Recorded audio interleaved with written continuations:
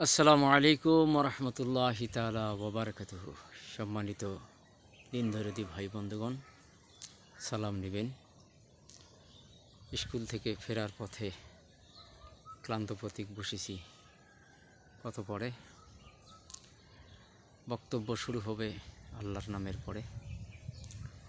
বর্তমান পৃথিবীতে যে সংঘাত, সংঘর্ষ, যুদ্ধ, জীবন দেয়া নেয়ার পালা পড়েছে, কোরআনে আল্লাহ বলছেন, ওয়াকাতিলহুম হাত্তা লা তাকুনা ফিতনাতুন ওয়া ইয়াকুনা দ্দীনু কুল্লুহু লিল্লাহ। অর্থাৎ পৃথিবীতে অশান্তি, ফিতনা, ফাসাদ যতক্ষণ পর্যন্ত নির্মূল না হয় ততক্ষণ পর্যন্ত তোমাদের কেতাল চালিয়ে যেতে হবে। কেতাল হচ্ছে জিহাদের চূড়ান্ত রূপ, অর্থাৎ রণাঙ্গন, সহজ কথায় জীবন দেয়া নেয়া।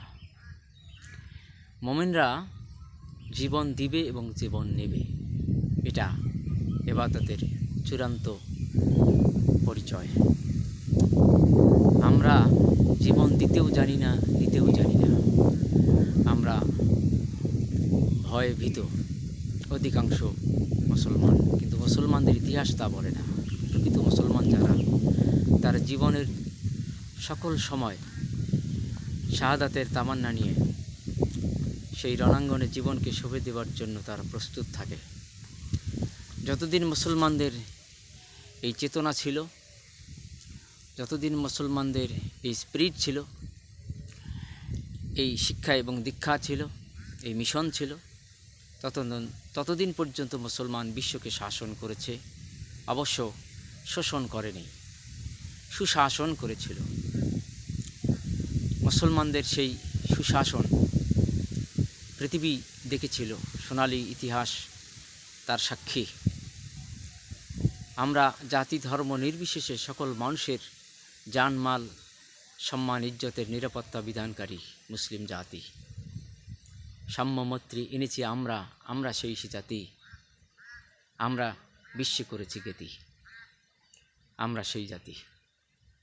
আধার রাতির বোরকা উতারিয়ে এনেছি আলোর প্রদীপ। আমরা জ্বালিয়েছি সত্য সুন্দরের দ্বীপ, আমরা সেই জাতি। বন্ধুরা আমার, প্রিয় সাথীরা আমার, যে যেখানে থেকে দেখছেন, ইরান ইসরায়েলের যুদ্ধ চলছে, অসম যুদ্ধ। মার্কিন পাওয়ারফুল অ্যাটমিক পাওয়ার, সুপার পাওয়ার, সর্বোচ্চ পাওয়ার, বিশ্বের সেই অহংকারী গোষ্ঠী সারা পৃথিবীতে তারা শুধু অন্যায়, অবিচার, জুলুম, অত্যাচার চালিয়ে যাচ্ছে। ইসরায়েল এত বর্বর, এত নিষ্ঠুর, এত পাষণ্ড, বিবেক বিবেচনা না করে তাকেই সাহায্য করে যাচ্ছে এই আমেরিকা। তাদের ইতিহাসে এটা, তাদের অস্ত্র বিক্রি হবে। যুদ্ধ না থাকলে যেন তারা শান্তিতে থাকে না।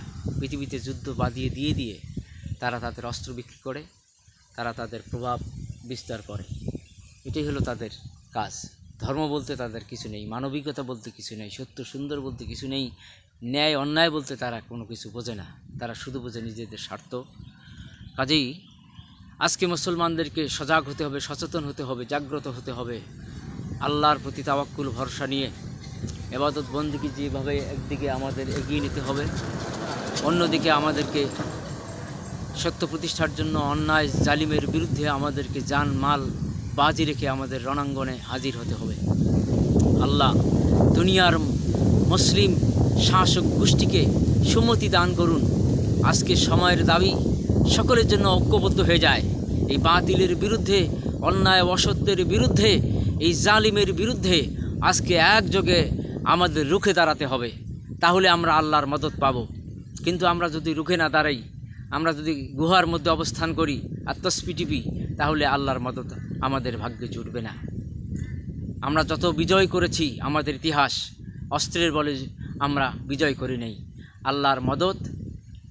সে কারণেই আমরা বিভিন্ন রণাঙ্গনে আমরা বিজয় লাভ করেছি। 313 জন মুসলিম বদর প্রান্তরে বিজয় লাভ করেছিল। জনসংখ্যাও কম, অস্ত্রও নাই, কিন্তু বিজয় এসেছে। কেন? ওমান ইয়াতাওয়াক্কাল আলাল্লাহ ফাহুয়া হাসবুহু। আল্লাহর প্রতি যার ঐকান্তিক নির্ভরশীলতা থাকে, আল্লাহ তার জন্য আসমানি মদত দিয়ে তাদেরকে বিজয় দান করেন।